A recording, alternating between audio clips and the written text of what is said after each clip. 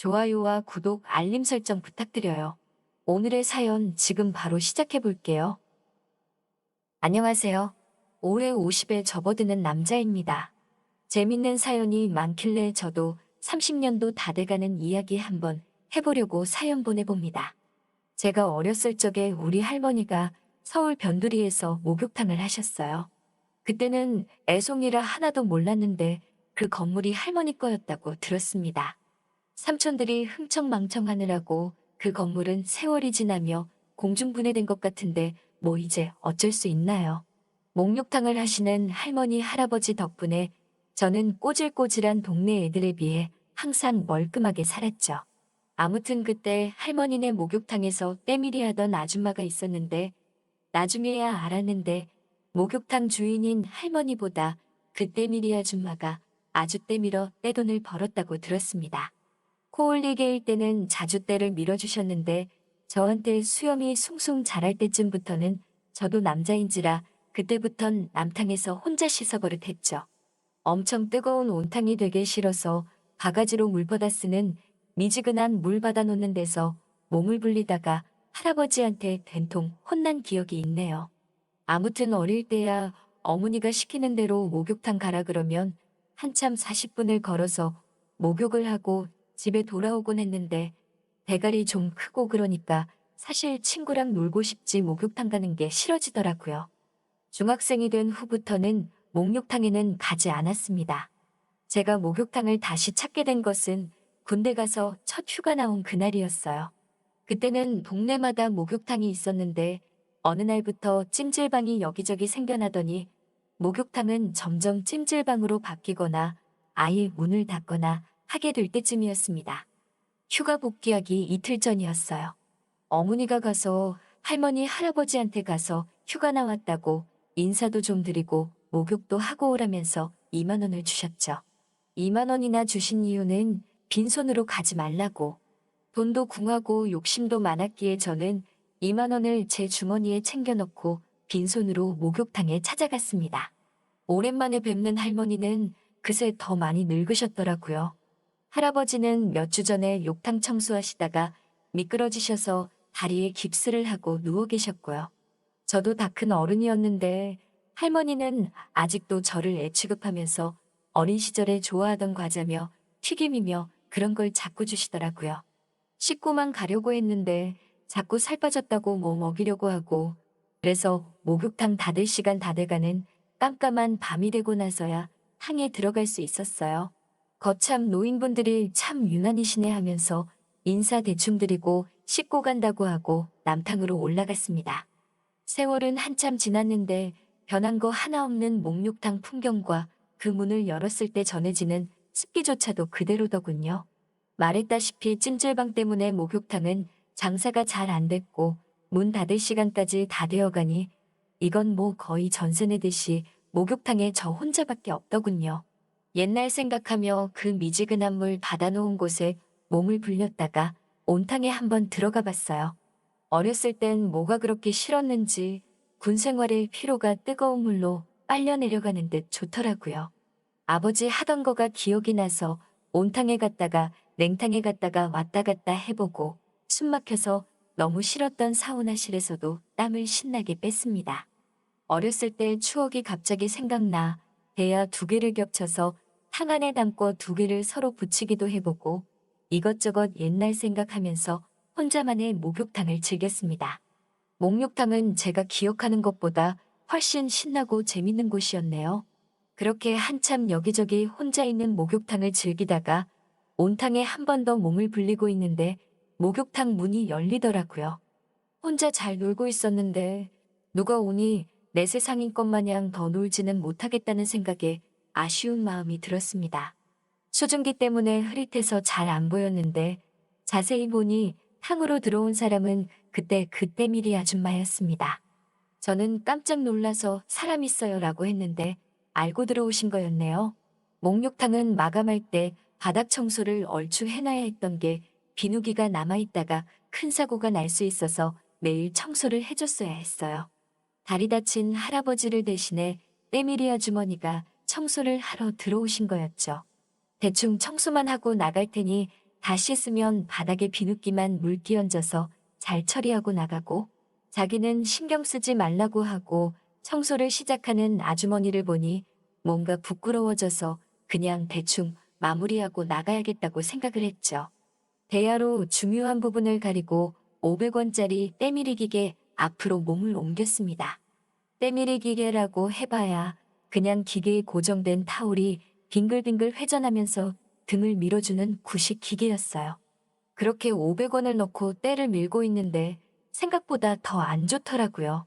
한참 허접한 때밀이 기계랑 씨름하고 있는데 때밀이 아주머니가 그런 저를 보고는 때밀고 싶으면 오라고 오랜만에 만났는데 그냥 해주겠다고 때밀이 침대 앞에 서 계시더라고요. 아까는 당황해서 자세히 못 봤는데 다시 보니 옷도 제대로 입고 계시고 저도 여태 2시간을 넘게 몸을 불렸는데 때를 안 밀고 가는 건 손해라고 생각해서 아주머니에게 몸을 맡겼습니다. 그래도 부끄러운지라 수건을 덮어서 가리고 있었는데 때밀기 직전에 제 몸 위로 물을 쫙 끼얹으시니 곧바로 수건이 같이 쓸려 내려가더라고요. 그렇게 구석구석 깨끗해지고 있는데 그래도 남자라고 여자의 손길이 구석구석 느껴지니까 제 뜻대로 되질 않더라고요. 꼬맹이 때부터 봤는데 이제 어른이 다 됐다는 칭찬 같지 않은 칭찬을 들으며 그냥 모든 걸 포기해버렸습니다. 어차피 다음 휴가 나왔을 때는 목욕탕이 닫을 거니 안 볼 사람이라 생각했죠. 그렇게 멀끔하게 씻겨지고 나와 집에 가려고 밖에 나왔습니다. 차가운 겨울 공기가 몸을 차갑게 했지만 뜨끈한 기운이 남아있어서 그런가 그렇게 춥지는 않더라고요. 할머니께 인사를 드리고 욕탕 앞에서 담배를 하나 꺼내 물었습니다.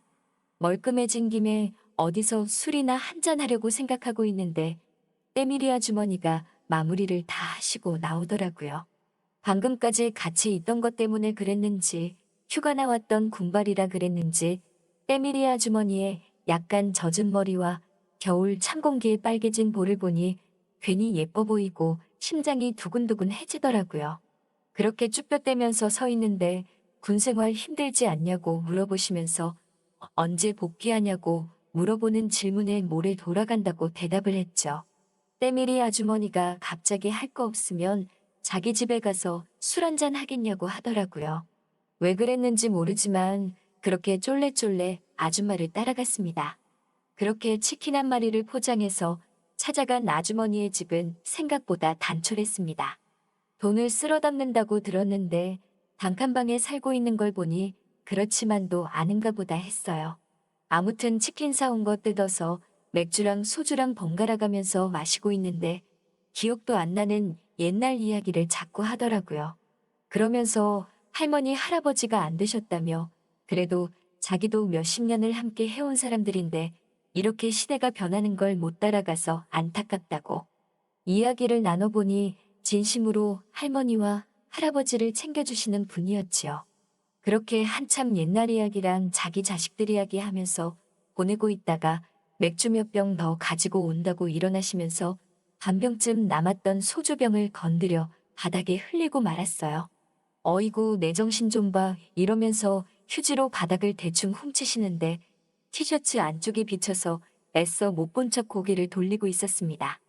다 됐나 싶어 흘끈 눈동자를 돌렸는데 때밀이 아줌마와 눈이 마주치고 알 수 없는 묘한 미소를 지으며 저에게 질문을 하시더라고요. 자기가 때밀이 하는 것보다 돈을 더 많이 버는 게 있는데 그게 뭔지 맞춰보라고요. 의미심장한 미소를 지으며 물어보는 질문에 모르겠다고 대답했더니 바로 정답을 알려주시더군요. 그건 바로 때밀이 끝나고 해주는 마사지라고. 이 집은 목욕탕에서 가까워서 빌려서 지내는 거고 뭐 서울 어디며 어디에 아파트가 몇 개나 있다고 하시더라고요. 원래 때밀이가 끝나면 마사지를 해주는데 본인도 남자는 처음 해준다면서 어디에 한번 받아보고 싶냐고 물어보는데 아찔했어요. 그렇게 서울의 아파트를 몇 개나 사게 만들어줬다는 엄청난 마사지를 밤새도록 받고 다음날 아침이 돼서야 다리에 힘이 풀린 채 어기적대며 집으로 돌아왔습니다. 그 마사지를 잊을 수 없어 다음 휴가 때 할머니의 목욕탕을 찾았는데 역시나 영업 종료를 하시고 빈 건물이 되어 있더라고요. 두 번 다시 그때의 마사지를 받을 수 없었어요. 나중에 들은 이야기지만 그 아줌마는 그렇게 모은 돈으로 서울 어디에 찜질방을 크게 차려서 떵떵거리면서 살고 있다고 들었네요. 그때의 짜릿한 마사지가 아직도 가끔 생각날 때가 있는데 30년도 더 흘러버린 지금 그 마사지는 이제 두 번 다시 받지 못하겠지요. 제 사연 들어주셔서 감사합니다. 오늘의 사연은 여기까지네요. 긴 사연 끝까지 들어주셔서 감사합니다. 구독과 좋아요 잊지 말아주세요. 좋아요와 구독, 알림 설정 부탁드려요. 오늘의 사연 지금 바로 시작해 볼게요. 안녕하세요. 올해 50에 접어드는 남자입니다. 재밌는 사연이 많길래 저도 30년도 다 돼가는 이야기 한번 해보려고 사연 보내봅니다. 제가 어렸을 적에 우리 할머니가 서울 변두리에서 목욕탕을 하셨어요. 그때는 애송이라 하나도 몰랐는데 그 건물이 할머니 거였다고 들었습니다. 삼촌들이 흥청망청하느라고 그 건물은 세월이 지나며 공중분해된 것 같은데 뭐 이제 어쩔 수 있나요? 목욕탕을 하시는 할머니 할아버지 덕분에 저는 꼬질꼬질한 동네 애들에 비해 항상 멀끔하게 살았죠. 아무튼 그때 할머니네 목욕탕에서 때밀이 하던 아줌마가 있었는데 나중에야 알았는데 목욕탕 주인인 할머니보다 그 때밀이 아줌마가 아주 때밀어 떼돈을 벌었다고 들었습니다. 코 올리게 일 때는 자주 때를 밀어주셨는데 저한테 수염이 숭숭 자랄 때쯤부터는 저도 남자인지라 그때부턴 남탕에서 혼자 씻어버릇했죠. 엄청 뜨거운 온탕이 되게 싫어서 바가지로 물 받아 쓰는 미지근한 물 받아 놓는 데서 몸을 불리다가 할아버지한테 된통 혼난 기억이 있네요. 아무튼 어릴 때야 어머니가 시키는 대로 목욕탕 가라 그러면 한참 40분을 걸어서 목욕을 하고 집에 돌아오곤 했는데 대가리 좀 크고 그러니까 사실 친구랑 놀고 싶지 목욕탕 가는 게 싫어지더라고요. 중학생이 된 후부터는 목욕탕에는 가지 않았습니다. 제가 목욕탕을 다시 찾게 된 것은 군대 가서 첫 휴가 나온 그날이었어요. 그때는 동네마다 목욕탕이 있었는데 어느 날부터 찜질방이 여기저기 생겨나더니 목욕탕은 점점 찜질방으로 바뀌거나 아예 문을 닫거나 하게 될 때쯤이었습니다. 휴가 복귀하기 이틀 전이었어요. 어머니가 가서 할머니 할아버지한테 가서 휴가 나왔다고 인사도 좀 드리고 목욕도 하고 오라면서 2만 원을 주셨죠. 2만 원이나 주신 이유는 빈손으로 가지 말라고. 돈도 궁하고 욕심도 많았기에 저는 2만 원을 제 주머니에 챙겨넣고 빈손으로 목욕탕에 찾아갔습니다. 오랜만에 뵙는 할머니는 그새 더 많이 늙으셨더라고요. 할아버지는 몇 주 전에 욕탕 청소하시다가 미끄러지셔서 다리에 깁스를 하고 누워 계셨고요. 저도 다 큰 어른이었는데 할머니는 아직도 저를 애 취급하면서 어린 시절에 좋아하던 과자며 튀김이며 그런 걸 자꾸 주시더라고요. 씻고만 가려고 했는데 자꾸 살 빠졌다고 뭐 먹이려고 하고 그래서 목욕탕 닫을 시간 다 돼가는 깜깜한 밤이 되고 나서야 탕에 들어갈 수 있었어요. 거참 노인분들이 참 유난히시네 하면서 인사 대충 드리고 씻고 간다고 하고 남탕으로 올라갔습니다. 세월은 한참 지났는데 변한 거 하나 없는 목욕탕 풍경과 그 문을 열었을 때 전해지는 습기조차도 그대로더군요. 말했다시피 찜질방 때문에 목욕탕은 장사가 잘 안 됐고 문 닫을 시간까지 다 되어가니 이건 뭐 거의 전세 내듯이 목욕탕에 저 혼자밖에 없더군요. 옛날 생각하며 그 미지근한 물 받아놓은 곳에 몸을 불렸다가 온탕에 한번 들어가 봤어요. 어렸을 땐 뭐가 그렇게 싫었는지 군 생활의 피로가 뜨거운 물로 빨려 내려가는 듯 좋더라고요. 아버지 하던 거가 기억이 나서 온탕에 갔다가 냉탕에 갔다가 왔다 갔다 해보고 숨 막혀서 너무 싫었던 사우나실에서도 땀을 신나게 뺐습니다. 어렸을 때 추억이 갑자기 생각나 대야 2개를 겹쳐서 탕 안에 담고 2개를 서로 붙이기도 해보고 이것저것 옛날 생각하면서 혼자만의 목욕탕을 즐겼습니다. 목욕탕은 제가 기억하는 것보다 훨씬 신나고 재밌는 곳이었네요. 그렇게 한참 여기저기 혼자 있는 목욕탕을 즐기다가 온탕에 한 번 더 몸을 불리고 있는데 목욕탕 문이 열리더라고요. 혼자 잘 놀고 있었는데 누가 오니 내 세상인 것 마냥 더 놀지는 못하겠다는 생각에 아쉬운 마음이 들었습니다. 수증기 때문에 흐릿해서 잘 안 보였는데 자세히 보니 탕으로 들어온 사람은 그때 그 때밀이 아줌마였습니다. 저는 깜짝 놀라서 사람 있어요 라고 했는데 알고 들어오신 거였네요. 목욕탕은 마감할 때 바닥 청소를 얼추 해놔야 했던 게 비누기가 남아있다가 큰 사고가 날 수 있어서 매일 청소를 해줬어야 했어요. 다리 다친 할아버지를 대신해 때밀이 아주머니가 청소를 하러 들어오신 거였죠. 대충 청소만 하고 나갈 테니 다 씻으면 바닥에 비누기만 물기 얹어서 잘 처리하고 나가고 자기는 신경 쓰지 말라고 하고 청소를 시작하는 아주머니를 보니 뭔가 부끄러워져서 그냥 대충 마무리하고 나가야겠다고 생각을 했죠. 대야로 중요한 부분을 가리고 500원짜리 때밀이 기계 앞으로 몸을 옮겼습니다. 때밀이 기계라고 해봐야 그냥 기계에 고정된 타올이 빙글빙글 회전하면서 등을 밀어주는 구식 기계였어요. 그렇게 500원을 넣고 때를 밀고 있는데 생각보다 더 안 좋더라고요.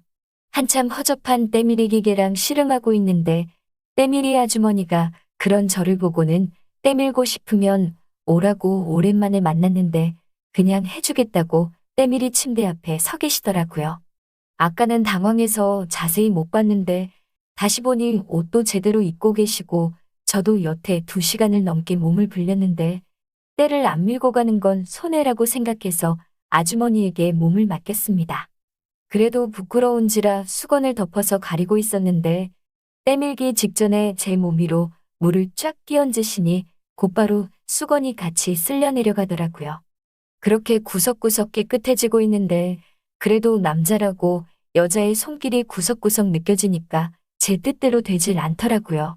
꼬맹이 때부터 봤는데 이제 어른이 다 됐다는 칭찬 같지 않은 칭찬을 들으며 그냥 모든 걸 포기해버렸습니다. 어차피 다음 휴가 나왔을 때는 목욕탕이 닫을 거니 안 볼 사람이라 생각했죠. 그렇게 멀끔하게 씻겨지고 나와 집에 가려고 밖에 나왔습니다. 차가운 겨울 공기가 몸을 차갑게 했지만 뜨끈한 기운이 남아있어서 그런가 그렇게 춥지는 않더라고요. 할머니께 인사를 드리고 욕탕 앞에서 담배를 하나 꺼내 물었습니다. 멀끔해진 김에 어디서 술이나 한잔 하려고 생각하고 있는데 때밀이 아주머니가 마무리를 다 하시고 나오더라고요. 방금까지 같이 있던 것 때문에 그랬는지 휴가 나왔던 군발이라 그랬는지 때밀이 아주머니의 약간 젖은 머리와 겨울 찬 공기에 빨개진 볼을 보니 괜히 예뻐 보이고 심장이 두근두근해지더라고요. 그렇게 쭈뼛대면서 서 있는데 군생활 힘들지 않냐고 물어보시면서 언제 복귀하냐고 물어보는 질문에 모래 돌아간다고 대답을 했죠. 때밀이 아주머니가 갑자기 할 거 없으면 자기 집에 가서 술 한잔 하겠냐고 하더라고요. 왜 그랬는지 모르지만 그렇게 쫄래쫄래 아줌마를 따라갔습니다. 그렇게 치킨 한 마리를 포장해서 찾아간 아주머니의 집은 생각보다 단촐했습니다. 돈을 쓸어 담는다고 들었는데 단칸방에 살고 있는 걸 보니 그렇지만도 아는가 보다 했어요. 아무튼 치킨 사온 거 뜯어서 맥주랑 소주랑 번갈아 가면서 마시고 있는데 기억도 안 나는 옛날 이야기를 자꾸 하더라고요.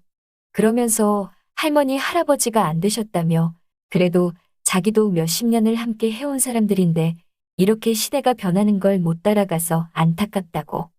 이야기를 나눠보니 진심으로 할머니와 할아버지를 챙겨주시는 분이었지요. 그렇게 한참 옛날 이야기랑 자기 자식들 이야기 하면서 보내고 있다가 맥주 몇 병 더 가지고 온다고 일어나시면서 반병쯤 남았던 소주병을 건드려 바닥에 흘리고 말았어요. 어이구 내 정신 좀 봐 이러면서 휴지로 바닥을 대충 훔치시는데 티셔츠 안쪽이 비쳐서 애써 못 본 척 고개를 돌리고 있었습니다. 다 됐나 싶어 흘끈 눈동자를 돌렸는데 때밀이 아줌마와 눈이 마주치고 알 수 없는 묘한 미소를 지으며 저에게 질문을 하시더라고요. 자기가 때밀이 하는 것보다 돈을 더 많이 버는 게 있는데 그게 뭔지 맞춰보라고요. 의미심장한 미소를 지으며 물어보는 질문에 모르겠다고 대답했더니 바로 정답을 알려주시더군요. 그건 바로 때밀이 끝나고 해주는 마사지라고. 이 집은 목욕탕에서 가까워서 빌려서 지내는 거고 서울 어디며 어디에 아파트가 몇 개나 있다고 하시더라고요.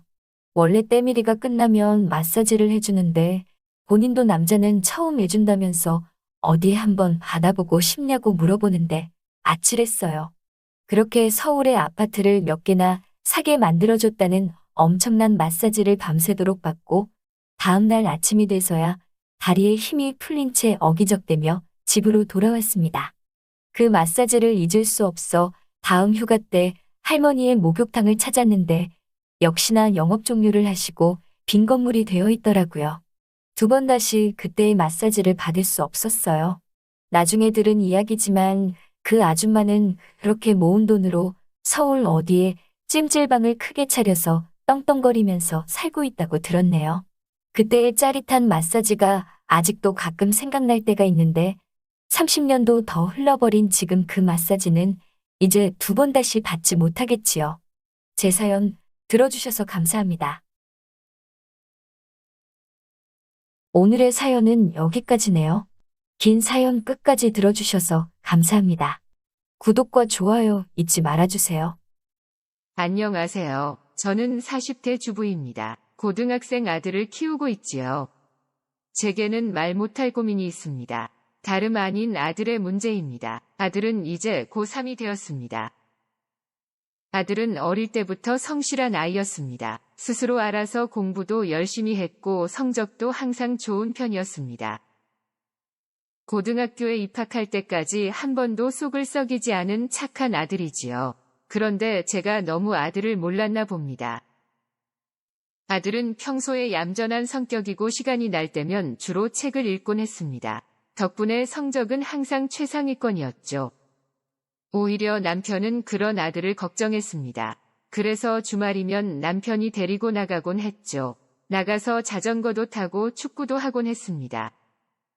하지만 아들은 운동에는 크게 흥미를 못 느끼더군요. 오히려 책을 읽는 걸 더 좋아하는 것 같았습니다. 저도 아들의 체력이 걱정은 되었습니다. 하지만 공부를 잘하니 너무 안심을 했죠. 다른 엄마들도 부러워할 정도였지요. 그래서 더 방심했는지 모르겠습니다. 아들도 중3 무렵부터 사춘기가 찾아왔습니다. 다른 아이들보다 조금 늦은 편이었죠. 그 무렵부터 아들이 방문을 잠그기 시작하더군요. 이전에는 엄마에게 심하게 붙어 있던 아들이었습니다. 잘 때도 항상 제 곁에 붙어서 잠을 자던 아들이지요. 그런데 이젠 자기 방에서 혼자 자려고 하더군요. 내심 조금은 서운하기도 했지만 아들이 성장을 하는 것 같아서 다행이라 생각했지요. 하지만 방 안에 틀어박힌 아들이 걱정도 되었죠. 그래서 몇 번은 아들 방에 들어가 보기도 했습니다. 그럴 때마다 아들이 엄청 신경질을 내더군요. 별다른 간섭도 안 했는데 화부터 내는 아들이었죠. 서운한 감정을 남편에게도 털어놓았습니다. 하지만 남편은 아들의 뜻을 존중해주자고 하더군요. 남자는 누구나 자기만의 동굴이 필요하다고 했죠.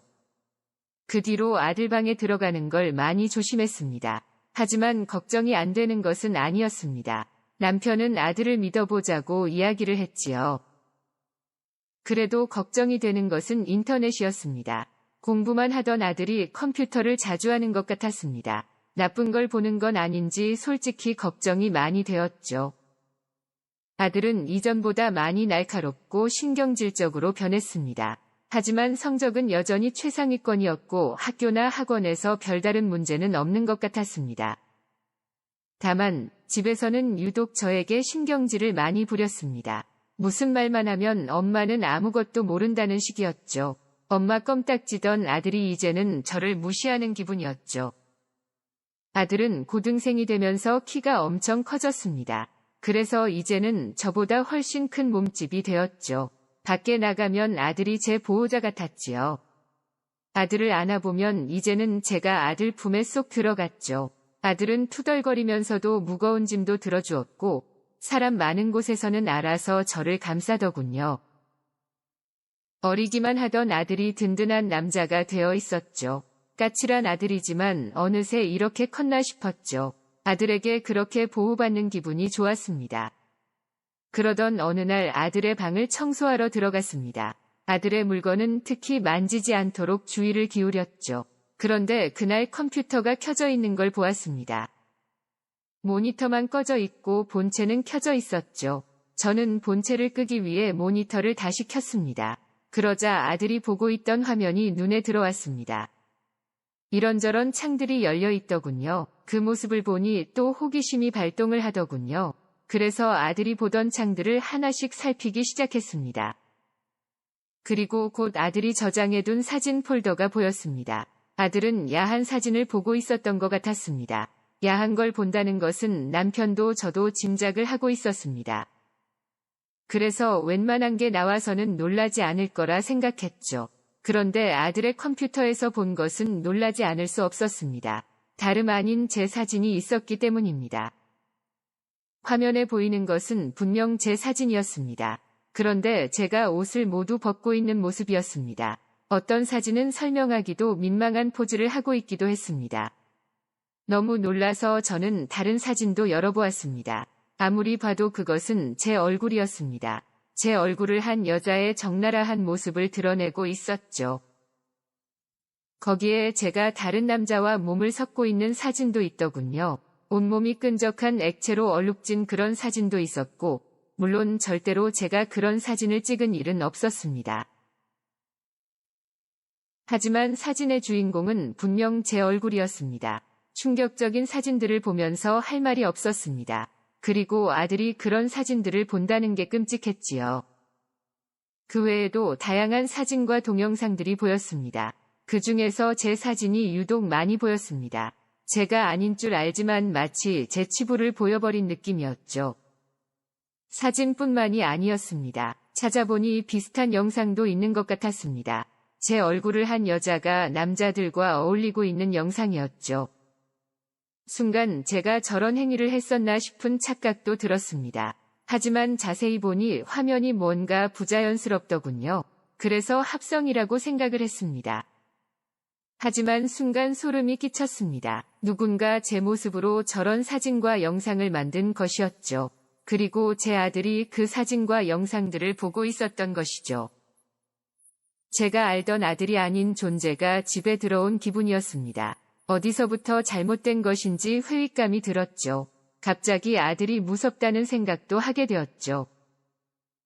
저는 너무 놀라서 남편에게 울면서 전화를 했습니다. 남편은 회사에서 반차를 내고 급히 달려왔더군요. 남편도 사진과 영상들을 보면서 크게 놀라는 것 같았습니다. 그리고 그날 아들과 심각하게 대화를 나누었습니다. 아들은 처음에는 제게 크게 화를 내더군요. 자기 방을 왜 뒤지냐고 오히려 화를 낸 것이죠. 그때 남편이 거의 처음으로 아이에게 매를 들었습니다. 아들의 다리에 피멍이 들 정도로 맞았습니다. 남편이 그렇게 무서운 모습은 저도 처음이었죠. 아들은 그래도 남편 앞에서는 침묵을 했습니다. 그리고 남편이 아들의 방으로 들어가 따로 이야기를 했죠. 한참 뒤 남편이 아들의 방에서 나왔습니다. 인터넷에 사진과 영상을 합성해주는 게시판이 있다고 했습니다. 아들은 그곳에 주변 사람들의 사진을 올렸다고 하더군요. 그리고 누군가 그 사진들을 가지고 합성을 해준 모양이었습니다. 듣고 보니 아들이 보낸 사진은 저뿐만이 아니었습니다. 주변 지인들의 사진도 여러 장 보내서 합성을 한 것 같았습니다. 그리고 조금 전에 아들이 보낸 사진은 모두 지웠다고 했습니다. 하지만 그 사진들이 어디로 어떻게 유포되었을지도 걱정이었습니다. 누군가 저 얼굴을 보면서 욕구를 푼다고 생각하니 끔찍했죠. 실제로 그런 일로 처벌을 받았다는 사례도 있는 것 같았습니다. 제 그런 모습을 다른 사람들이 본다는 것도 두려웠고 아들이 범죄자가 될 수 있다는 사실도 끔찍했습니다. 그제야 아들도 문제의 심각성을 인지한 것 같았습니다. 다행히 아들이 올린 사진을 다른 곳에서는 찾을 수 없었습니다. 그래도 불안해서 업체도 알아보기로 했지요. 남편은 개인 사진들은 당사자 외에는 크게 의미가 없을 거라고 했습니다. 그래도 저는 수치심과 당혹감, 불안감에 휩싸였습니다. 아들도 제게 죄송하다고 사과를 했습니다. 저는 최대한 담담하게 사과를 받아주었습니다. 하지만 아들과 시선을 마주치는 게 두려웠습니다. 아들의 눈빛이 제 몸을 훑어보는 것 같은 기분이 들었죠. 제 모습을 하고 있던 여자의 모습이 자꾸만 떠올랐습니다. 분명 그 사진은 제 사진이 아니었지만 아들의 앞에서 제 은밀한 부위까지 모두 보여버린 기분이었죠. 아들이 그 사진들로 무슨 짓을 했을지 상상이 되었습니다. 아들이 다시 방으로 들어갔을 때 저는 온몸에 힘이 풀리는 기분이었습니다. 너무 긴장하고 있었던 것 같았습니다. 다음 날에도 아들은 제 눈치를 보는 것 같았습니다. 기가 확 꺼긴 모습으로 밥을 먹더군요. 저는 최대한 담담하게 아들의 등교를 시켰습니다. 하지만 여전히 아들의 시선이 불편하고 어려웠습니다. 여전히 아들이 저를 어떻게 보고 있을지 두려웠죠. 자꾸만 그때 보았던 사진 속 그 여자가 떠올랐습니다. 마치 제가 발가벗겨진 기분이 들었습니다. 이럴 때는 어떻게 해야 할지를 모르겠더군요. 인터넷으로 이런 상황에 대해서 찾아보게 되었습니다. 저 말고도 이런 경우가 없지는 않았습니다. 상담을 받아보라는 이야기도 있었고 곡소리 나게 잡아야 한다는 소리도 있더군요. 그리고 일부에서는 좋지 않은 이야기도 있었습니다. 제때 해결하지 못해 집안이 풍비박산이 났다는 이야기였죠. 그런 이야기를 볼수록 두렵기만 했습니다. 결국 상담을 받아봐야 하나 생각도 했습니다. 하지만 아들을 정신병자로 만드는 것 같아 망설여졌습니다. 그렇다고 다른 사람에게 말을 하지도 못했지요. 남편은 혹시나 유출된 사진이 없는지 확인을 했는데 다행히 사진이 유출된 것 같지는 않았습니다. 아들도 평소와 크게 다르지는 않아 보였습니다. 모든 게 제자리로 돌아오는 기분이었죠. 하지만 여전히 돌아오지 못한 게 있다면 제 마음입니다. 아들이 방문을 닫고 들어가기만 해도 불안합니다. 아들이 집에 있으면 샤워를 하는 것도 꺼려집니다. 당연히 남편과의 관계도 하지 못하고 있습니다. 언제라도 아들이 훔쳐보고 있는 것 같은 기분이었죠. 최근에 남편과 함께 상담센터를 찾아갔습니다. 하지만 제 속마음을 털어놓는 게 쉽지가 않더군요. 아들은 남편과 종종 대화를 나누고 있습니다. 다행히 아들도 많이 후회하고 반성을 하고 있다고 합니다. 그 말이 사실인지는 저도 알 수 없습니다. 하지만 남편은 아들을 한번 믿어보자고 합니다. 상담사님은 아들이 사춘기면 성에 관심이 많다고 했습니다. 엄마에게 애착을 느끼는 것도 그럴 수 있다고 하더군요. 상담사님 생각은 일시적인 충동으로 벌인 일 같다고 하셨죠. 상담을 받으면서 조금씩 진정이 되긴 했습니다. 하지만 한번 생겨버린 상처가 쉽게 지워지지 않네요. 하루라도 빨리 아들과 관계를 회복하고 싶네요. 지금도 여전히 아들을 이해하기 힘듭니다. 원래 저 나이 때 저런 것인지 우리 아들만 이상한 것인지요. 지금도 아들을 이해하려 노력 중입니다. 하지만 끝내 회복이 안 되면 어쩌죠? 지금도 두렵습니다. 영상 시청 감사합니다. 안녕하세요. 저는 30대 유부남입니다. 얼마 전에 아내가 출산을 했습니다. 아내가 몸이 조금 약한 편입니다. 그래서 입덧도 심한 편이었습니다. 만삭 때도 유독 많이 힘들어했습니다. 그래서 장모님이 저희 집에 자주 오셨습니다. 장모님은 청소도 해주셨고 음식도 만들어주고 가셨습니다. 덕분에 저는 이전보다 더 잘 먹게 되었죠. 다만 한 가지 아쉬운 점이 있다면 부부관계를 할 수 없다는 점이었습니다. 임신 중에도 관계가 가능하다고 하지만 아내가 질색을 하더군요. 그리고 항상 피곤해해서 기회가 없기도 했죠. 그러다 보니 아내가 잠이 들면 휴대폰을 들고 화장실로 향했습니다. 그곳에서 혼자 욕구를 풀곤 했지요. 그러다 아내의 출산일이 가까워지자 장모님이 아예 저희 집으로 오셨습니다. 장모님은 정말 열심히 집안일을 해주셨습니다. 덕분에 아내와 둘이 살 때보다 집안이 더욱 깨끗해졌고 먹는 것도 더욱 풍족해졌습니다. 저는 고맙고 죄송한 마음이었습니다. 그래서 매달 장모님께 용돈도 두둑히 챙겨드렸죠. 아내도 장모님과 있으니 엄청 편해하더군요. 장모님은 출산 이후에도 애를 봐주시겠다고 했습니다. 저는 안 그래도 된다고 말을 했지만 아내가 적극 찬성을 하더군요. 결국 매달 얼마씩 돈을 드리기로 하고 장모님이 도와주시기로 결정을 했습니다. 장인어른도 안 계시니 별다른 걸림돌도 없었죠. 장모님은 비싼 조리원도 취소하라고 하시더군요. 하지만 아내는 조리원을 강력하게 원했습니다. 조리원에 대한 기대감이 있는 것 같았습니다. 결국 아내는 조리원에서 2주를 보내기로 했습니다. 그리고 집으로 와서는 장모님이 도와주시기로 했죠.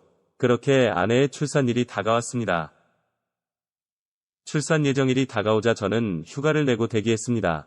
그리고 진통이 오기 시작하자마자 병원으로 향했죠. 물론 장모님도 함께 움직였습니다. 하지만 아기가 빨리 나오지를 않더군요. 결국 첫 진통 후 거의 하루 만에 아이가 나왔습니다. 탯줄을 자를 때는 사실 얼떨떨해서 별다른 감정도 없었죠. 그렇게 정신없이 아이가 태어나게 되었습니다. 아내는 병원에서 며칠 입원을 하게 되었고 장모님께서 옆에 있어 주시겠다고 하더군요. 저는 다음날 출근을 해야 되어서 집으로 돌아왔습니다. 혼자 집안에 있으니 뭔가 많이 허전한 느낌이었죠. 한편으로는 오랜만에 혼자 있는 자유시간이기도 했죠. 첫날은 아기와 아내가 계속 신경이 쓰였죠. 하지만 아내와 아기는 건강한 상태였습니다. 그러자 둘째 날에는 혼자 집에 있는 게 심심하더군요. 그래서 컴퓨터에 숨겨놓은 동영상들을 열었습니다. 아무도 없으니 눈치 안 보고 영상을 마음껏 즐겼죠. 몇 달 동안 참아왔던 욕구를 마음껏 분출하고 잠이 들었죠. 아내는 병원을 나와 조리원으로 옮기게 되었습니다. 그런데 조리원에서는 면회가 제한적이었습니다. 가족이라도 함께 자는 것도 안 되더군요. 산모의 안정을 위해서라는데 이해할 수 없었죠. 그래도 방침이 그렇다고 하니 어쩔 수 없었습니다. 그래서 장모님과 함께 집으로 오게 되었습니다. 장모님은 집에 오자마자 제 저녁을 차리시더군요. 덕분에 며칠 만에 제대로 된 식사를 할 수 있었습니다. 식사 후에는 장모님이 빨래와 청소를 하셨지요. 가만히 있을 수 없어서 옆에서 함께 도와드렸습니다. 빨래도 널고 쓰레기도 버리고 청소기도 돌렸지요. 그랬더니 금방 시간에 갔습니다. 그래도 일찍 집안일을 끝내고 장모님과 마주 앉게 되었습니다. 저는 감사하다는 말을 먼저 드렸고 장모님은 당연히 할 일이라고 괜찮다고 하셨습니다. 장모님과 잠깐 이런저런 대화를 나누었습니다. 그리고 잠을 자려고 누웠더니 뭔가 허전한 기분이었습니다. 문득 성인 영상이나 보고 잘까 싶었습니다. 하지만 장모님이 집에 계셨지요. 어제와 같은 자유는 이제 없었습니다. 괜히 눈치가 보여서 그냥 자려고 했지요. 아쉬운 마음이 들기 시작하니 더 보고 싶더군요. 그래서 어쩔까 고민을 하다가 한 번만 보고 자자 싶었죠. 그래서 조용히 일어나 분위기를 살폈습니다. 다행히 장모님은 주무시는 것 같았습니다. 그래서 컴퓨터가 있는 방으로 조용히 향했습니다. 저는 조용히 컴퓨터를 켜고 동영상을 찾았습니다. 소리가 날까봐 이어폰도 끼고 영상을 보기 시작했습니다. 들키지 않을까 하는 불안감도 있었습니다. 그래서인지 이상하게 더 스릴이 있었지요. 그래서 영상을 보면서 조용히 휴지도 챙겼습니다. 영상은 뻔한 내용이지만 볼 때마다 상상력을 자극했습니다. 몰래 봐서 그런지 그날따라 더욱 집중해서 영상을 보게 되었죠. 조용히 영상에 집중을 하면서 티슈를 챙겼죠. 그런데 클라이막스에 이르렀을 때 인기척이 느껴졌습니다. 장모님이 문을 조용히 열어보신 것이었죠. 그때 마침 저는 마지막 과정을 하는 중이었습니다. 그리고 그 모습을 그대로 장모님께 보여버렸죠. 장모님도 그 모습을 보시고는 순간 비명을 지르셨습니다. 저는 황급히 바지를 올리며 몸을 숨겼습니다. 하지만 이미 모든 걸 보여버린 이유였죠. 그 순간에는 식은땀이 흐르더군요. 설마 장모님이 다시 일어나실 줄은 몰랐죠. 문을 잠그지 않은 것도 후회가 되었습니다. 앞으로 장모님을 어떻게 봐야 하나 싶었죠. 다음날 아침에 일찍 일어나 몰래 출근을 할 생각이었습니다. 그런데 장모님이 이미 일어나 계시더군요. 그리고 제게 잠깐 기다리라시며 식사를 차려주셨습니다. 장모님도 제 눈을 똑바로 못 보시더군요. 정신없이 후다닥 밥을 먹고는 출근을 했습니다. 정말 머릿속이 하얗게 변하더군요. 하지만 장모님을 피할 수는 없었죠. 퇴근하고 조리원에서 아이와 아내를 보았습니다. 그리고 장모님을 모시고 집으로 오게 되었죠. 차 안에서 어떤 말도 꺼낼 수 없었는데 장모님이 먼저 말을 꺼내셨습니다. 어제는 너무 놀라서 미안하다는 말을 못했다고 하셨죠. 저는 오히려 제가 죄송하다고 말을 했습니다. 그러자 장모님은 남자가 그럴 수도 있다고 하셨죠. 그러면서 아내와 자주 관계를 하는지 물으시더군요. 저는 솔직히 아내가 저를 거부한 지 제법 되었다고 했습니다. 장모님은 여자가 임신하면 그게 싫을 수 있다며 이해를 좀 해주라고 하셨습니다. 조금 전까지는 어떻게 장모님을 봐야 하나 싶었는데 한번 이야기를 시작하니 술술 말이 나오더군요. 은밀한 이야기까지 모두 장모님께 털어놓기 시작했습니다. 그리고 집으로 돌아왔을 때 장모님께서 먼저 술을 꺼내시더군요. 한잔하면서 이야기를 하자고 하셨죠. 장모님은 저의 욕구불만을 이해해 주셨습니다. 그래도 바람을 피지는 말라고 하시더군요. 아내도 몸을 회복하면 관계를 거부하지 않을 거라고 하셨죠.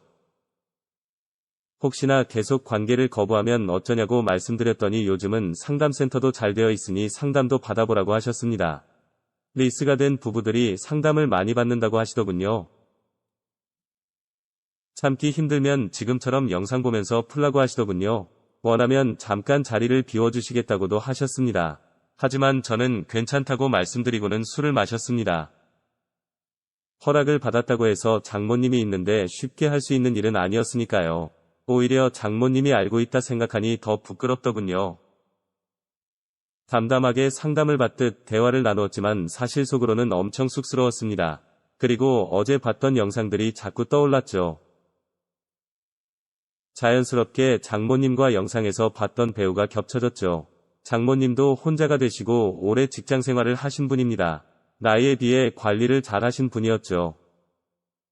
그래도 영상과 현실은 달랐습니다. 그저 제 마음을 이해해 주신 것만으로도 감사했습니다. 어제의 난감함을 잊고 기분 좋게 술을 마셨습니다. 장모님도 이야기를 꺼내기까지 긴장을 많이 하셨더군요. 어제의 일은 장모님 본인의 실수라고 생각하셨지요. 그래서 이야기를 꺼내기 위해 술까지 꺼낸 것이었죠. 다행히 이야기가 잘 풀리면서 긴장이 풀어졌습니다. 술을 제법 많이 마셨는지 쥐기가 많이 돌았습니다. 장모님도 자리에서 몸을 제대로 가누지 못하고 있었죠. 술을 오랜만에 마셔서 그런지 조절을 못하신 것이죠. 장모님이 비틀거리며 몇 번이나 쓰러질 뻔 하셨습니다. 저는 장모님을 화장실까지 부축해드렸습니다.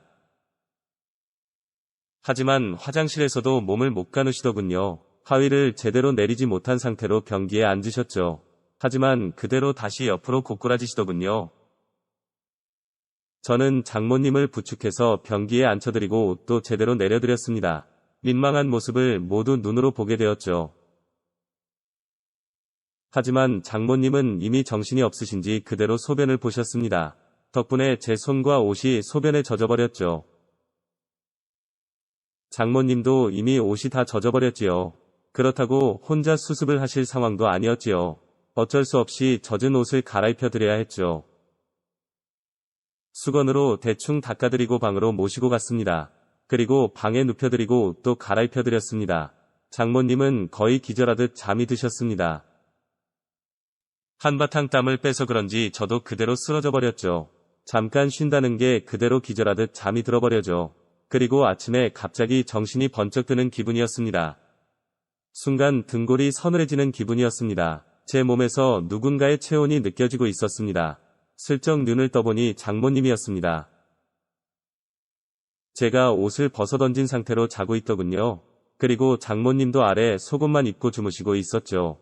그 상태로 장모님과 엉켜서 잠을 자고 있었던 것입니다. 밤에 무슨 일이 있었는지 기억이 나지 않았습니다. 분명 옷을 갈아입히고 재워드린 것은 기억이 나는데 그 이후가 기억이 없었습니다. 왜 장모님과 껴안고 자고 있는지도 생각이 안 났습니다. 그때 장모님도 제 기척에 눈을 뜨시고 있었습니다. 우리는 서로 엄청 크게 놀랐습니다. 하지만 장모님은 저보다 더 기억이 없으셨습니다. 불안하신 표정으로 혹시 무슨 일이 있었는지 물으시더군요. 저는 아무 일도 없었던 것 같다고만 말씀드렸습니다.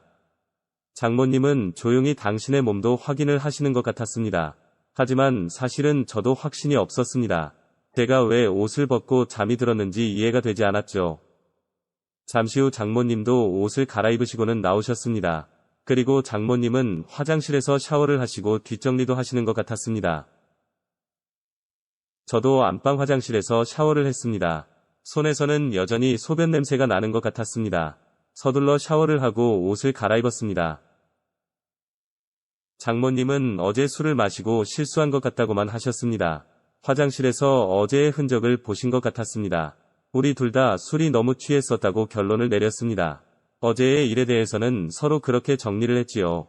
하지만 여전히 미묘한 어색함은 남아 있습니다. 그리고 다음날 밤에 몰래 동영상을 열어보았습니다. 장모님이 집에 계신데도 컴퓨터방에서 영상을 보았죠. 장모님이 주무시는지는 알 수 없었습니다. 왠지 문을 잠그고 싶지도 않더군요. 그리고는 장모님 관련 동영상만 뒤져보기 시작했습니다. 그날 보았던 장모님의 모습이 자꾸 떠오르더군요. 그날 밤에 무슨 일이 있었는지 상상하게 되었죠. 미쳤다고 생각하면서도 자꾸만 상상을 하게 됩니다. 아내랑 빨리 관계 회복을 해야 할 것 같습니다. 영상 시청 감사합니다. 안녕하세요. 저는 30대 후반의 여성입니다. 약간은 혼란스러운 상황을 겪고 있습니다. 제게는 애지중지 키운 아들이 있었습니다. 아들은 제가 고등학교 때부터 키운 아이입니다. 그런데 제가 낳은 아이는 아니었습니다. 처음 그 아이를 본 것은 보육원에서였습니다. 친구들과 처음 봉사활동을 갔던 곳이었지요. 그곳에서 그 아이를 처음 보았습니다. 그 아이는 아직 말도 잘 못하는 아기였습니다. 너무 귀여워서 한번 안아보고 싶었지만 봉사자들은 아이를 안을 수 없었습니다. 그래서 친구들과 다른 업무만 도와드렸습니다. 그때의 봉사활동이 2년이 되었고 대학교에 진학을 해서도 저는 봉사활동을 계속했습니다. 그동안 그 아이도 빠르게 자라더군요. 말도 잘하고 사람도 참 잘 따랐습니다. 그리고 저랑도 많이 가까워지게 되었죠. 아이가 커나가는 모습을 보는 게 신기했습니다. 그래서인지 그 아이에게 유독 정이 갔습니다. 그런 제 마음을 그 아이도 알고 있는 것 같았죠. 그 아이는 저를 엄마라 부르며 따랐습니다. 처음에는 그 모든 게 조심스러웠습니다. 그래서 원장님과 상담을 받기도 했지요. 하지만 아이의 마음을 어떻게 할 수 없었지요. 결국 저는 20살 나이에 엄마가 되어버렸습니다.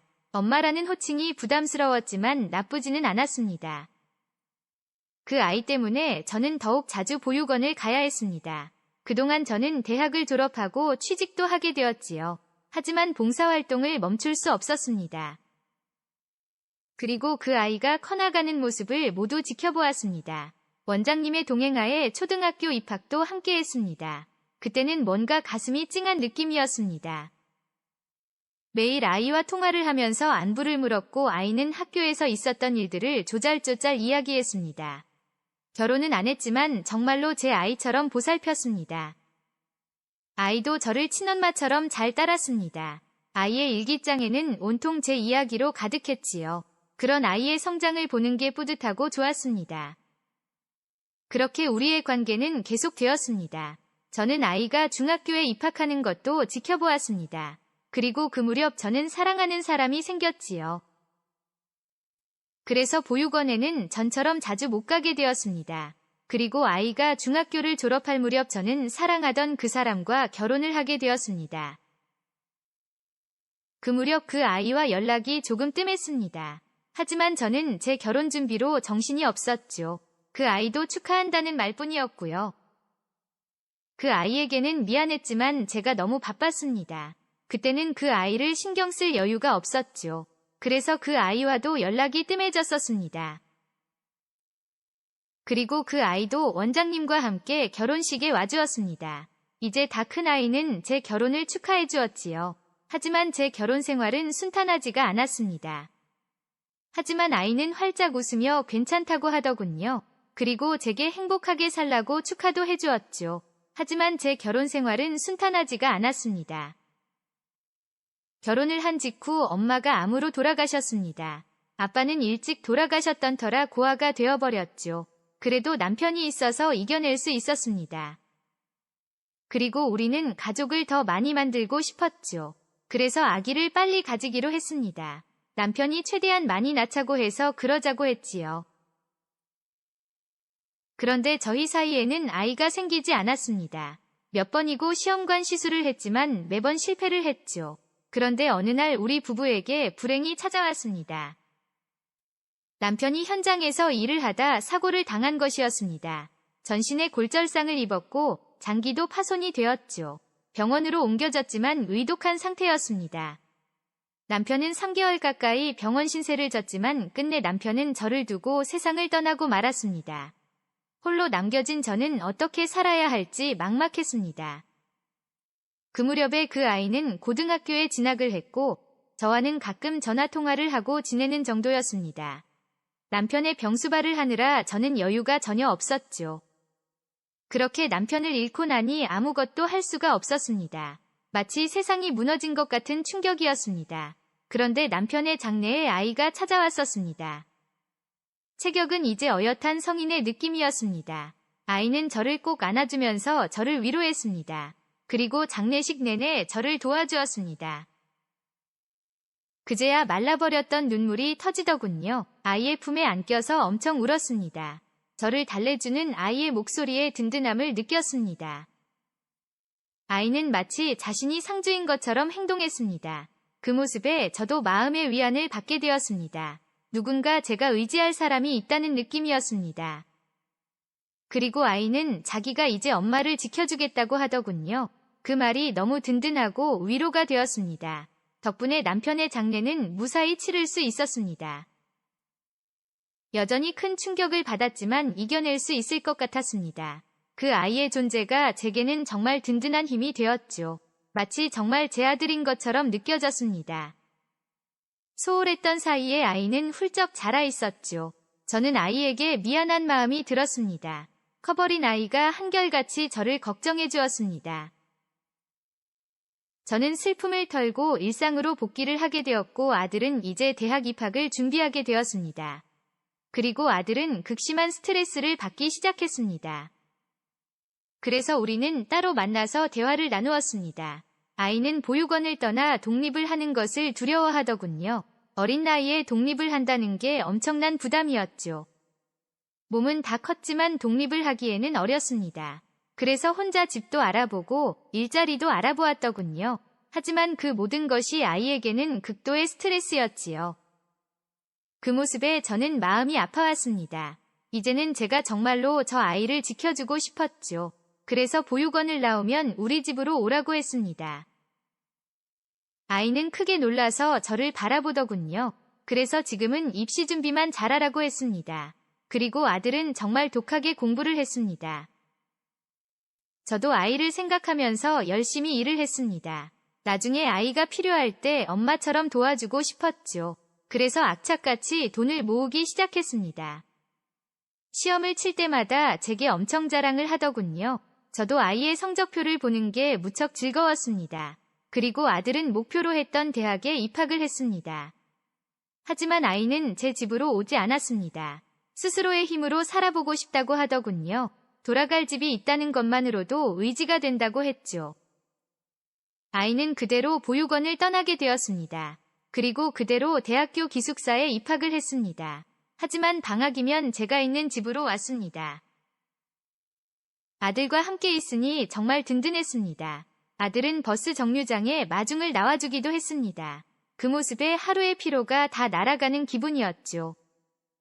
아들을 도와주고 싶었는데 오히려 제가 더 많은 도움을 받기 시작했습니다. 그래서 항상 고맙고 미안했습니다. 퇴근을 하는 게 너무 즐거웠고 아들과 함께 밥을 먹고 대화를 나누었습니다. 남편이 떠난 뒤 처음으로 사람 사는 것 같았죠. 아들이 다시 학교 기숙사로 돌아갔을 때 사실 혼자 엄청 많이 울었습니다. 불 꺼진 집에 혼자 들어오는 게 무섭기도 했죠. 그럴 때면 어김없이 아들에게 전화가 왔습니다. 마치 제 기분을 모두 아는 것처럼 저를 달래더군요. 그렇게 아들과 통화를 하다가 잠이 들기도 했습니다. 그런데 어느 날 저녁에 전화가 한 통 걸려왔습니다. 전화를 건 사람은 경찰이었습니다. 아들이 병원에 입원을 했다는 소식이었습니다. 저는 깜짝 놀라 곧바로 병원으로 달려갔습니다. 죽은 남편의 모습이 떠올라 손발이 떨려왔습니다. 머릿속에 온갖 나쁜 생각이 다 떠올랐습니다. 아들이 잘못될까봐 너무 두려웠지요. 떨리는 마음으로 병원으로 들어갔습니다. 병원에서 보니 아들은 팔에 붕대를 감고 잠들어 있었습니다. 병원에 물어보니 팔뼈에 금이 갔다고 하더군요. 아르바이트를 하다가 사고를 당한 것 같았습니다. 지금은 진통제 주사를 맞고 잠든 것 같았습니다. 잠든 아이의 모습에 눈물이 쏟아졌습니다. 병실에서 미친 여자처럼 오열하며 울었던 것 같습니다. 하나뿐인 가족을 잃는 상상에 두렵기도 했습니다. 그리고 병원에서는 보호자를 찾더군요. 수술이 필요해서 보호자 동의를 받으려 하더군요. 하지만 너무 당황스러운 일이 있었습니다. 법적으로 저는 아이의 보호자가 아니었습니다. 그래서 동의서 작성을 할 자격도 안 되었죠. 순간 너무 당황스러웠습니다. 저는 아이를 위해서 해줄 수 있는 게 없었습니다. 우리의 관계를 다시 한번 깨닫고는 마음이 너무 아팠습니다. 저는 아이에게 그저 남일 뿐이었던 것이죠. 결국 아이가 깨어난 뒤에 스스로 의사로 수술을 받았습니다. 수술을 마치고 저는 아들을 데리고 집으로 왔습니다. 아이를 집에서 보살폈지만 마음이 계속 무거웠습니다. 아이에게 무슨 일이 생겨도 저는 보호자가 아니었던 것이죠. 아들은 저랑 함께 있는 걸 좋아하면서도 눈치를 보더군요. 제 기분이 좋지 않은 걸 아들도 알고 있었죠. 그러다 아들과 대화를 나누게 되었습니다. 결국 저는 제가 가지고 있던 고민을 털어놓았습니다. 아들에게 문제가 생겨도 할 수 있는 게 없어서 슬프다 했죠. 하지만 그건 아들도 마찬가지였습니다. 제게 문제가 생겨도 아들이 법적 보호자가 될 수 없었죠. 괜히 말을 꺼냈다가 서로 눈물만 흘리게 되었죠. 그리고 아들이 저를 꼭 안아주었습니다. 아들은 누가 뭐래도 제 아들이라고 하더군요. 그리고 엄마를 평생 보살필 거라고 말해주었습니다. 저는 그런 아들의 마음이 너무 고마웠습니다. 하지만 아들의 눈에서도 슬픈 기색이 역력했습니다. 아무리 그래도 우리는 법적으로 남남이었죠. 아이 몰래 입양을 하는 방법도 알아보았습니다. 하지만 혼자라서 입양이 안 된다고 하더군요. 도무지 가족이 될 방법이 없어서 너무 슬펐습니다. 다행히 아이는 빠르게 회복을 했습니다. 뼈도 이상 없이 붓기 시작한 상태였고요. 저는 아들의 아르바이트를 못하게 했습니다. 하지만 아들은 생활비라도 벌어야 하는 입장이었죠. 그래서 아들을 기숙사에서 나오게 했습니다. 그리고 제 집에서 함께 지냈자고 했지요. 아들은 제게 신세질 수 없다고 했습니다. 제게 미안해서 자기 힘으로 살고 싶다고 하더군요. 그래서 저를 위해서 함께 있어달라고 했습니다. 혼자 지내는 게 너무 외롭고 무섭다고 했습니다. 그제야 아들의 마음도 움직였습니다. 아들은 제 말대로 하기로 했습니다. 하지만 아들은 아르바이트를 그만두지 않았습니다. 그저 조금 덜 위험한 아르바이트로 바꾸었을 뿐이었죠. 그래도 집에 아들이 있으니 너무 좋았습니다. 함께 밥도 먹고 대화도 나누었습니다. 잘 때도 가끔은 아들의 품에 안겨서 자기도 했습니다. 성인이 된 남자의 품이라 조금 어색하긴 했습니다. 아이도 조금은 불편한지 몸을 웅크리더군요. 그래도 아들인데 어떠냐 싶었죠. 다시 저는 행복을 느끼고 있었습니다. 그러다 제 생일날이 다가왔습니다. 아들은 아침부터 미역국을 끓여놓았고 케이크도 준비를 해두었더군요. 아들이 제게 할 말이 있다고 했습니다. 그런데 아들의 표정이 사뭇 진지했습니다. 대체 무슨 소리를 하려고 그러는지 긴장이 되더군요. 그리고 아들은 제게 작은 상자를 내밀었지요. 그 속에는 2개의 반지가 들어있었습니다. 저는 그게 뭔지 알 수 없었습니다. 그런데 아이가 제게 놀라운 말을 하더군요. 자기와 결혼을 하자고 말이죠. 저는 그게 무슨 소리인지 다시 물었습니다. 자기가 제 보호자가 되고 싶다고 했습니다. 그런데 아무리 생각해도 방법이 없었다고 했죠. 그래서 결혼을 하면 법적 보호자가 될 수 있다더군요. 아이도 저와 가족이 되려고 많이 알아봤더군요. 저는 결국 포기했지만 아이는 아이였습니다. 아이는 쉬운 방법이 있다는 사실을 알고 있었습니다. 아무리 그래도 이건 좀 당황스러웠습니다. 하지만 아이는 또 다른 이야기를 하더군요. 사실 예전부터 여자로서 저를 사랑했다고 했습니다. 항상 저만 바라보며 살았다고 했습니다. 가족이 될 방법을 찾아보면서 확신을 했다더군요. 엄마가 아닌 아내로 저와 함께하고 싶다고 말이죠. 받아주지 않는다면 독립을 할 것이라고 하더군요. 그 결심이 가벼운 마음은 아닌 것 같았습니다. 이미 이전과 같은 관계로 돌아가기는 힘들었습니다. 저는 너무 당황스러워 어찌할지 갈피를 못 잡았습니다. 받아들이는 것도 이상했지만 거절도 못했습니다. 그렇게 망설이고 있으니 아이가 먼저 용기를 내더군요. 아이는 조용히 저를 자기 품으로 안아주었습니다. 그리고 저는 끝내 아이를 밀어내지 않았습니다. 아이는 그대로 제게 입술을 맞추었습니다. 그 시도가 어떤 의미인지 알 수 있었습니다. 당황스러웠지만 피하고 싶지가 않았습니다. 제게는 이 아이가 필요했으니까요. 그래서 끝내 거절을 하지 못했습니다. 당황스러운데도 가슴이 떨려오기 시작했습니다. 결국 저는 엄마가 아닌 여자로서 그를 받아들였습니다. 싫지는 않았지만 너무 혼란스러웠습니다. 아들처럼 키웠던 아이가 남자가 되어 저를 안고 있었죠. 너무 비현실적인 상황이라 받아들이기 쉽지 않았습니다. 하지만 우리에게는 가족이 필요했고 아이는 저와 진짜 가족이 되고 싶어 했습니다. 그래서 저도 점점 그를 온전히 받아들이게 되었죠. 우리끼리 반지를 주고받고 미래를 약속했고 그는 곧바로 혼인신고를 하기도 했습니다. 그는 빨리 아기를 만들고 싶어 하고 있습니다. 그의 품에 안겨 있으면 행복합니다. 하지만 이래도 되는지 여전히 혼란스럽습니다. 저는 분명 그가 좋습니다. 하지만 아들로서 좋아하는지 아니면 남자로서 좋아하게 된 것인지 지금도 확신이 서지 않습니다. 물론 저는 그와 평생 함께 싶습니다. 하지만 이렇게 남자로서 그를 받아들이고 살아도 될지 여전히 두려운 마음이 듭니다. 하지만 그와 평생 함께하고 싶습니다. 조심스럽지만 그의 아내가 되고자 합니다. 그와 함께 행복하고 싶습니다. 영상 시청 감사합니다.